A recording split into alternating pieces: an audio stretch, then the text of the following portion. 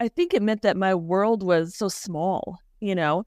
My dad has worked at Focus on the Family for over 30 years, and he continues still to work there, even now. And so our world was grounded in Colorado Springs, in Focus on the Family, in those conservative Christian values. I was homeschooled. I was raised in the purity culture. So all those things really influenced me and my worldview. And really, my parents worked hard to kind of keep me safe and sheltered in that Christian bubble, which meant that I wasn't really exposed to any diversity at all.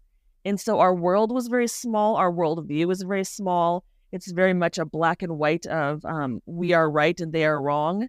And we know the right way to be a Christian, and we need to convince others to follow in these footsteps.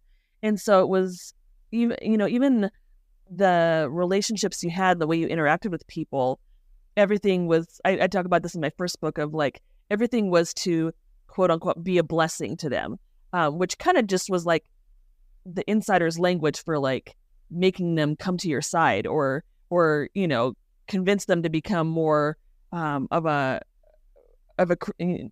your kind of Christian, because your kind was the only kind and the only right kind. And so it was just a very it was a small worldview, and it was one that had kind of a caveat of this conditional love, I think, even though they don't necessarily say it that way. That love does come with a caveat, with a condition on it. And so even though they preach unconditional love and they say God has unconditional love, when it comes down to it, that's not really the case. And there's actually quite a few conditions for being accepted into that group.